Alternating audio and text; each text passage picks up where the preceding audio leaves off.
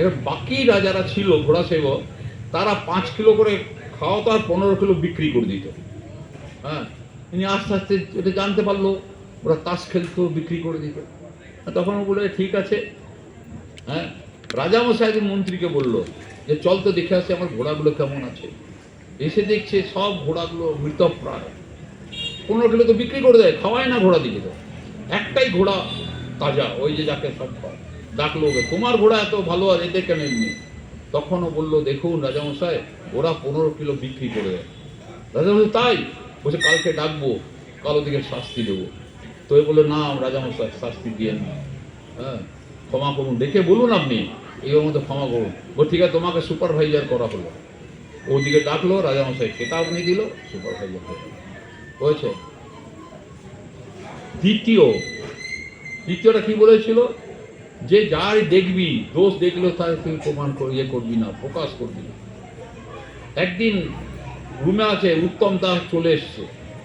এখন রাজার মেয়ে মাধবী নাম, ও প্রত্যেক দিন রাত্রেবেলায় উত্তমের সঙ্গে দেখা করতে আসছে।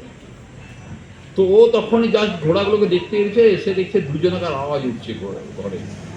তো বলছে যে দেখেছে, বলছি তো রাজকুমারী না, বলছে কি, হ্যাঁ বলছি তাহলে রাজাকে ডাকি। তারপর মনে পড়েছে কারুর দোষ তুই প্রকাশ করবি না, না আচ্ছা। এখন উত্তম মাধবীকে বলেছে যে আমাদের যে নূতন এসছে না গদাধর, এ সব জানে। বলছে মাধবী বলে আমি এর ঠিক করে দেবো বন্দোবস্ত, তুমি চিন্তা করো না। ও ঠিক আছে। নিয়োগ যখন মাধবী গেছে, মাধবী চিৎকার করতে আরম্ভ করেছে, হ্যাঁ বাঁচাও বাঁচাও বাঁচাও, বাবা এসছে সঙ্গে সঙ্গে। কি হলো না, যে তুমি যাকে রেখেছো না নূতন গদাধর, সে আমার সম্মানহানি করতে এসেছিল, আমি ডাকলাম ও পালিয়ে গেল। রাজা বলছে এত সাহস ওর, কালই আমি ওর মুন্ডু কাটবো। না বলছে ঠিক আছে, মুন্ডু কাটবো। হ্যাঁ, তখন বলে ঠিক আছে। পরের দিন সকালে ডেকেছে।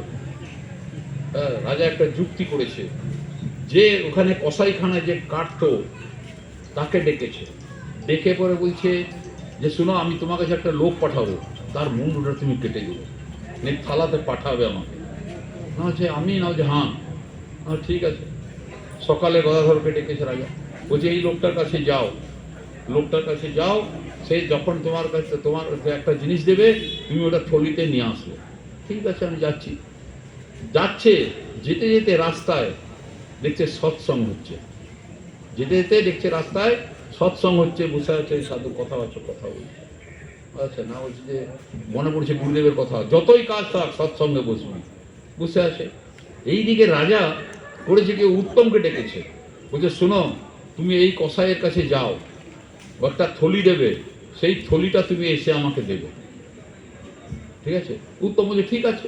উত্তম গেছে, আর এ বসেছে সৎসঙ্গে। তাহলে প্রথম কে গেল ওর কাছে, কসাইয়ের কাছে? কে গেল? উত্তম গেল না। হ্যাঁ, তো ওকে রাজা কি বলেছিল, যে যাবে প্রথমে তার গলাটা কেটে দিবি। তো গলার কেটে দিয়েছে, থলি দেবেন। হ্যাঁ, তখন এ বলছে যে আমার তো সৎসঙ্গ শেষ হয়ে গেল। সে তখন গেছে ওই কসাই কাছে। তো কসাই হয়েছে এই 2 নম্বর লোক, একে থলিটা দিয়ে দিই। এখন থলিটা দিয়ে দিয়েছি। এসে যখন রাজার বসে আছে রাজকুমারী, রাজার কন্যা, তখন থলিটা ঢুকছে। ওরা চমকে গেছে, আরে একেই তো মারতে পাঠিয়েছিলাম, তাহলে কার মাথা নিয়ে এলো? থলিটা খুলে দেখছি উত্তমের মাথা। উত্তমের মাথা যখন দেখেছে, ওই রাজকুমারী পড়ে দিয়েছে, বলছে হায় হায় আমার কি হলো, তুমি আমাকে ছেড়ে চলে গেলে, আমি আর এই দেহ রেখে কি করব? ও একটা ছুরি দিয়ে নিজেকে আত্মহত্যা করে।